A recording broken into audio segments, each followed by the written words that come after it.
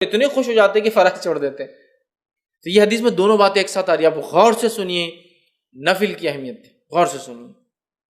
نبی اکرم صلی اللہ علیہ وسلم فرماتے ہیں، اور بخاری کی یہ روایت ہے، اللہ تعالیٰ فرماتا ہے، حدیث قدسی ہے، اللہ تعالیٰ فرماتا ہے جو شخص میرے دوست سے دشمنی کرتا ہے میں اس کے خلاف اعلان جنگ کر دیتا ہوں. کیا فرمایا اللہ تعالیٰ؟ جو میرے دوست سے دشمنی کرتا ہے میں اس کے خلاف اعلان جنگ کر دیتا ہوں. مطلب جو اللہ کے ولی ہوتے ہیں، اور یقین اللہ کے ولی ہوتے ہیں، اللہ کے دوست ہوتے ہیں، یاد رکھیے اللہ کے ولی ہوتے ہیں. تو اللہ تعالیٰ فرما رہا ہے جو میرے دوست سے دشمنی کرتا ہے، اور اللہ کے دوست کون ہے؟ جو تقوی اختیار کرتے ہیں. ایمان والے ہونا پہلی شرط، وہ تقوی اختیار کرتے ہیں اور ہر کام سنت کے مطابق کرتے ہیں. ٹھیک ہے.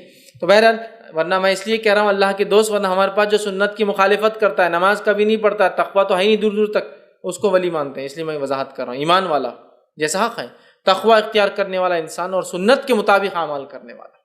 تو بہرحال اللہ تعالیٰ فرما رہا ہے جو میرے دوست سے دشمنی کرتا ہے میں اس سے اعلان جنگ کرتا ہوں.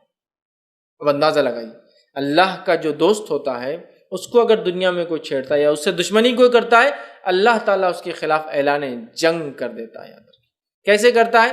وہ جس نے دیکھا نتیجے اس کو سمجھ میں آتے ہیں. انبیاؤں کے ساتھ جس نے برا سلوک کیا ان کے نتیجے دیکھ لیجئے، صحابہ کے ساتھ جس نے برا سلوک کیا کیسی کیسی موتیں مرے ان کی زندگی دیکھ لیجئے، سلف صالحین پہ جس نے ظلم کیا ان کی زندگیوں کا مطالعہ کرے، خاص طور سے ان کی موتیں دیکھے، اور اس کے بعد معصوم مسلمانوں پہ جس نے بھی ظلم کیا ان کی زندگی کی حالت دیکھیے. آپ کہیں گے واقعی میں اللہ تعالیٰ کیسا بدلہ لیتا ہے. چونکہ اللہ تعالیٰ جب دشمنی لیتا ہے اس کے خلاف تو وہ دشمنی واقع میں نبھاتا بھی ہے. سمجھ رہے آپ بات کو؟ ہر طرف سے اس کو جو ہے چت کر دیتا ہے اس دنیا کی زندگی میں.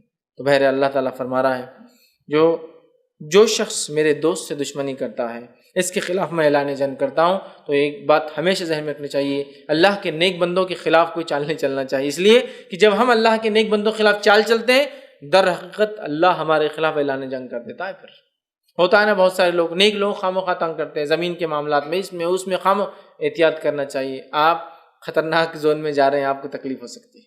ٹھیک ہے. آگے آئیے سنیے اللہ تعالیٰ فرماتا ہے اور میرا بندہ سب سے زیادہ میرا تقرب اس چیز کے ساتھ حاصل کرتا ہے جسے میں نے فرض کیا ہے.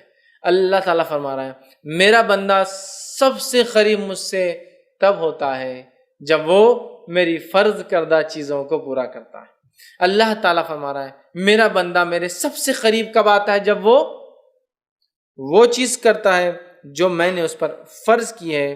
تو آپ اللہ تعالیٰ فرمایا میرا تقرب میرا بندہ سب سے زیادہ حاصل کرتا ہے اس چیز کے ذریعے جو میں نے اس پر فرض کیا ہے، یعنی فرائض کے ساتھ میرا تقرب حاصل کرنا ہی مجھ سے سب سے زیادہ مطلب فرائض کے ذریعے میرا تقرب حاصل کرنا یہ مجھے سب سے زیادہ پسند اللہ اعلان کر رہا ہے. آگے آئیے پھر اللہ تعالیٰ فرما رہا ہے حدیث قدسی ہے اور میرا بندہ نوافل کے ذریعے میرا تقرب حاصل کرتا ہے فرض سے سب سے زیادہ، لیکن نوافل سے بھی کرتا ہے فرض کے بعد. مطلب فرض جو ادا کرتا ہے اس کی نفل قبول ہوتی ہے، بات بھی یاد رکھیں. پھر اللہ فرماتا ہے پھر جب اور میرا بندہ نوافل کے ذریعے میرا تقرب حاصل کرتا رہتا ہے یہاں تک کہ میں اس سے محبت کر لیتا ہوں. میرا بندہ پہلے تو فرض کرتا ہے، میرا تقرب حاصل کر لیتا ہے، چونکہ فرض سے ہی میں سب سے زیادہ قریب ہوتا ہوں بندوں کے، یہ مجھے سب سے زیادہ محبوب ہے. پھر میرا بندہ نفل پڑھتا ہے اور نفل پڑھ کر میرا تقرب حاصل کرتا ہے، اتنا تقرب حاصل کرتا ہے کہ میں بھی اس سے محبت کرنا شروع کر دیتا ہوں نوافل کے ذریعے. اب آگے سنیے ذرا، تو میں بھی اس سے محبت کر لیتا ہوں. پھر جب میں اس سے محبت کر لیتا ہوں، فرض سب سے زیادہ اللہ کو پسند عمل ہے، سب زیادہ قریب بندہ فرض سے آتا ہے، لیکن فرض سے جو قریب آنے کے بعد بھی جو نفل پڑھے وہ ٹاپ موسٹ چل جاتا ہے. بولنے کا مطلب یہ ایک انسان صرف فرض بھی کرے تو اللہ سے قریب ہوتا ہے، لیکن فرض کے بعد جو نفل پڑھے وہ ٹاپ موسٹ لیول تک پہنچ جاتا ہے اللہ کے قریب، اتنا کہ اللہ تعالیٰ اس سے محبت کرنے لگتا ہے. اور اللہ فرماتا ہے اور جب میں اس سے محبت کرنے لگتا ہوں تو میں اس کا کان بن جاتا ہوں جس سے وہ سنتا ہے. اس حدیث کو غلط معنی مت دیجیے کہ واقعے میں اللہ اس کے اندر حلول کر جاتا ہے، نہیں، مطلب وہ وہی باتیں سنتا ہے جو میں چاہتا ہوں کہ وہ سنے، کوئی غلط بات نہیں سنتا ہے. اللہ فرماتا میں اس کا کان بن جاتا ہوں جس سے وہ سنتا ہے، اس کی آنکھ بن جاتا ہوں جس سے وہ دیکھتا ہے. اس کی آنکھ بن جاتا ہوں جس سے وہ دیکھتا ہے۔ عثمان ابن عفان رضی اللہ عنہ فرمایا کرتے تھے کہ مومن کی فراست اس کی نظروں سے بچا کرو، اس لیے کہ مومن جو ہوتا ہے نا اس کی آنکھوں سے چیزوں کو پہچان لیتا ہے۔ بہت سارے سلف کے واقعات ہیں، لوگوں کو، چہروں کو، ان کی حالت دیکھ کر پہچان لیتے تھے کیا پرابلمس ہیں، اس لیے نہیں کہ ان کو غائب کا انتا نعوذ باللہ، لیکن اللہ تعالیٰ نے ان کو وہ صلاحیت دے دی تھی۔ ہوتا ہے نا لوگ بولتے رہے ڈاکٹر ہاتھ لگا دے تشخیص کر لیتا ہے، چہرہ دیکھتے انہوں نے پہچان لیا کیا ہوگا، یا سوال کرتے دیکھو جواب وہی آیا جو سوال تھا، حالانکہ اس میں یہ بات نہیں کہی گئی تھی۔ یہ ساری چیزیں ہوتی ہیں، ٹھیک ہے۔ تو یہاں دیکھیے اللہ کے رسول صلی اللہ علیہ وسلم کیا فرما رہے ہیں کہ اللہ تعالیٰ فرما رہا ہے میں اس کی آنکھ بن جاتا ہوں جس سے وہ دیکھتا ہے، اس کا ہاتھ بن جاتا ہوں جس کے ذریعے وہ پکڑتا ہے۔ مطلب وہی دیکھتا ہے جو اللہ چاہتا ہے، وہی سنتا ہے جو اللہ چاہتا ہے، وہی پکڑتا ہے جو اللہ چاہتا ہے۔ مطلب مومن ہر وہ کام نفل کے ذریعے اللہ سے محبت حاصل کر کے اللہ اس کے ریٹرن میں اس کو ہر وہ چیز کرواتا ہے جو اس کا رب اس سے صرف پسند کرتا ہے، اس کے علاوہ نہ کچھ سنتا ہے، نہ کچھ دیکھتا ہے، نہ کچھ پکڑتا ہے۔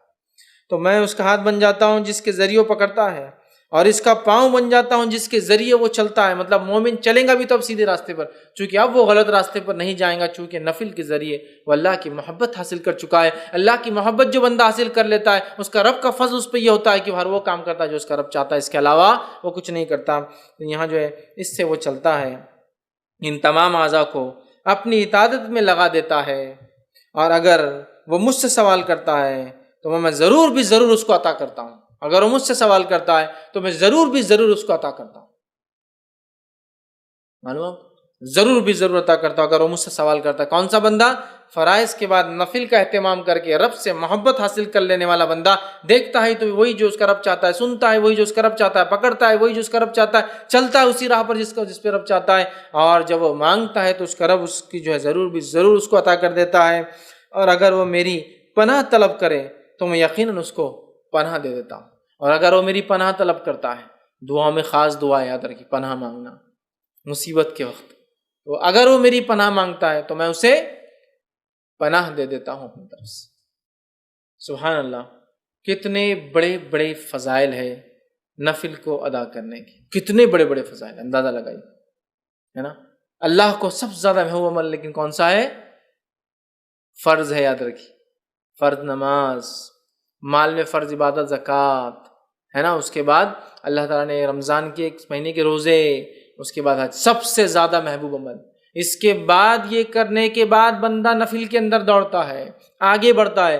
فرض نماز کے بعد نفل نماز، فرض زکوٰۃ کے بعد نفلی زکوٰۃ، فرض روزوں کے بعد نفلی روزے، فرض حج کے بعد نفلی عمرے، نفلی حج بولتے ہیں اس کو حج صغیر، چھوٹا حج، وہ کرتا ہے تو اللہ سے اتنا قریب ہوتا ہے کہ اللہ محبت کرنے لگتا ہے۔ جب اللہ محبت کرنے لگتا ہے تو وہ جو دیکھتا ہے وہ جو اس کا رب چاہتا ہے، وہی سنتا ہے جو اس کا رب چاہتا ہے، وہی اس کے ہاتھ پکڑتے اس کا رب چاہتا ہے، اسی راہ پر چلتا ہے، قدم چلتے ہیں جو اس کا رب چاہتا ہے۔ اور پھر جب اپنے رب سے مانگتا ہے اس کا رب اس کو پورا، اس کی دعاؤں کو پورا کرتا ہے۔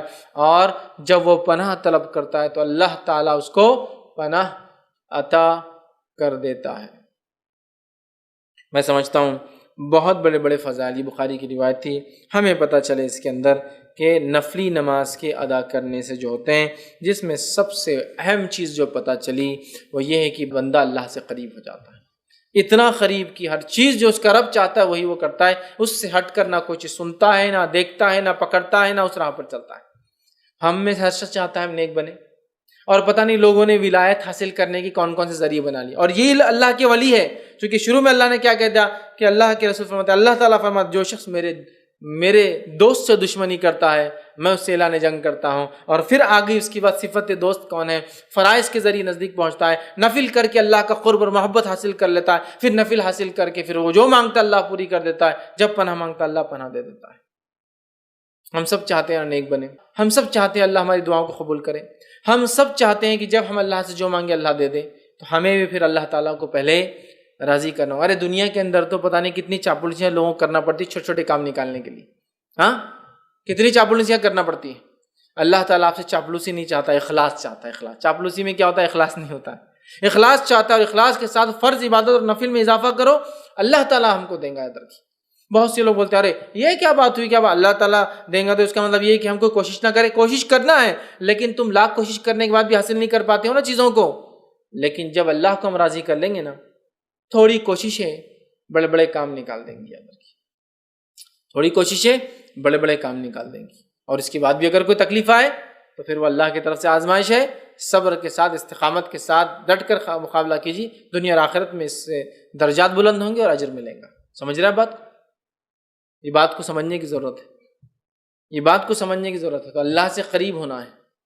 دنیا میں ہم کام نکالنے کے لیے سب کچھ کرتے ہیں لوگوں سے، اگر ہم چاہتے ہیں کہ ہمارا کام عرش والا کر دے، دنیا کی ساری مصیبت، مشکلیں، پریشانی حل، اور موت کی اور موت کے بعد کی اور آخرت کی وہ تمام چیزیں، تو پھر ہم جو ہے آسمان والے کو راضی کر لیں۔ ہو سکتا دنیا والے ناراض ہو جائے، اس سے کوئی مسئلہ نہیں، لیکن اللہ راضی ہو جائے۔ لیکن ہمارا معاملہ یہ ہے کہ ہم اللہ کو ناراض کرنا چاہتے اور دنیا والوں کو راضی کرنا چاہتے، تو اللہ تعالیٰ بھی پھر انہی کے سامنے ہم کو جھکاتا رہتا ہے۔ تو اللہ کے نیک بندوں کی صفت آ گئی۔ فرائض کا اہتمام کیجیے، فرائض کے اہتمام نفل میں اضافہ کیجیے، دیکھیے اللہ تعالیٰ کہ ہم دوست بن جاتے ہیں، پھر یاد رکھیے دوست بن جاتے ہیں، ٹھیک ہے؟ تو اس کی ہم کوشش کریں کہ نوافل کو ہم زیادہ سے زیادہ کریں۔